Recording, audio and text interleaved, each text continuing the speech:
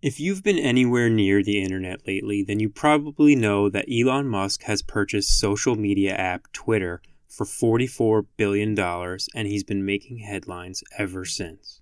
Checkmarks are being doled out like leftover Halloween candy, advertisers are pulling out quicker than a living room couch, and Elon seems to be making one questionable decision after the next. With a company so flawed and so unprofitable, you may be asking yourself, why did Elon buy Twitter, and how did we get here? It's no secret that egomaniac Elon Musk thinks his mind is a comedic gift to the internet. His 2007-esque humor has plagued Twitter feeds for years, and his already inflated ego is only made worse when one of his brutal jokes hits with his troll fanbase. So it shouldn't surprise anyone that someone as entrenched in social media platforms as he is would be interested in a piece of ownership. In the final days of January 2022, Elon began investing in Twitter, according to this document released by the SEC. By mid-March, his stake in Twitter was nearly 10% of the company. On April 4, 2022, Elon Musk disclosed his stake in Twitter was worth $2.89 billion. Following the announcement, Twitter shares rose more than 27%. The next day, Twitter announces Elon will join the company's board of directors. Elon said in a tweet, "Looking forward to working with Parag and Twitter to make significant improvements to Twitter in coming months." But less than a week later, Parag made another announcement. Elon is not joining the board. Why? As a condition of his appointment to the board, Elon's stake in the company would be capped at 15%, and he would not be able to buy as much of the company as he wanted. About 4 days later, Musk offers to buy Twitter at $54.20 a share, a 38% premium above where share price landed a day before he disclosed his stake, back on April 4th. The day after Elon made the offer, Twitter adopted a shareholders' rights plan, enabling all shareholders to realize full value of the company. Also known as a poison pill, this plan was to be triggered if any person or entity tried to acquire 15% or more of the company through publicly traded stocks. This plan would make it much more expensive for Musk to follow through with his purchase should he decide to backpedal.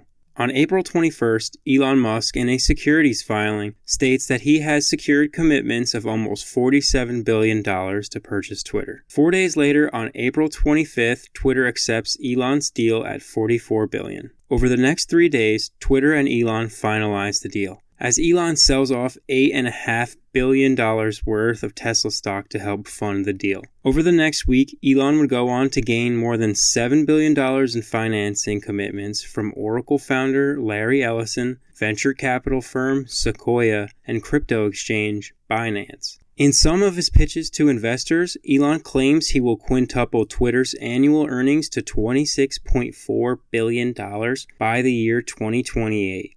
About 1 week later, Elon tweets that the deal is on hold as he worries over the prevalence of spam accounts and bots. Musk also posted a Reuters report from Twitter that claimed bots only accounted for less than 5% of all accounts. Market analysts speculated this could all be a ploy for Elon to try and lower his acquisition price, or even to abandon the project altogether. After nearly 2 weeks of Elon sitting on the fence, Twitter shareholders decided they had had enough. A class action lawsuit was filed over Elon Musk's alleged stock manipulation efforts. At the time of the lawsuit, Twitter's share price was down 12% since Elon's bid announcement. The lawsuit seemed to move the needle a little bit, as it did spur some action from Elon. He threatened to pull out of the deal entirely unless Twitter provided additional information about the bots and spam accounts on its platform. However, in a statement, Twitter claimed it had already given them all the relevant information in accordance with the terms of their agreement. 2 days later, Elon moves to terminate his acquisition of Twitter. His lawyers stated that he wished to end the deal based on the fact that he wasn't given the data necessary to make an independent assessment of the bots on Twitter. Twitter lawyers essentially responded, "Too bad." The termination was deemed invalid by Twitter attorneys as they argued that Elon Musk knowingly breached the terms of their agreement. 4 days later, on July 12th, Twitter sued Elon Musk in Chancery Court in Delaware to force him to complete the deal. The court determines the trial will be held in October. After a months-long campaign to terminate his deal to buy Twitter, on the final day before the court would move forward, Elon gives in and proposes the completion of the deal at the original offer price of $54.20 a share. Almost immediately, top Twitter executives were fired, preceding mass layoffs that cut its 7,500-person workforce in half. Less than a week after Elon fired his top brass, his bold new subscription model was put into place. Twitter launched Twitter Blue, which allows users to access blue check verification for a monthly fee of $8. It was originally a $20 monthly fee, but a ridiculous Twitter interaction between Elon Musk and horror novelist Stephen King saw the price of the subscription lowered to the arbitrary $8 figure. Absolutely no one could have foreseen what was to come next. After realizing that impersonating public figures or companies would only cost $8 for a few laughs, a wave of fake accounts came rushing into the picture. One pharmaceutical company that has been gouging its customers for years was put on blast when someone made a viral tweet stating that the company was excited to announce their insulin was now free. The tweet led the stock price to sink, effectively losing the company billions in market cap. Other companies have also had their fair share of imposters, causing absolute chaos with fake accounts as well. Tesla, SpaceX, Apple, and Nintendo are among some of the most recent companies to experience some sort of fake account going viral, with a usually pretty funny tweet aimed at the company in jest. With the current state of Twitter's verification model, and then with the current state of the global economy in general, many advertisers have put their Twitter deals on hold.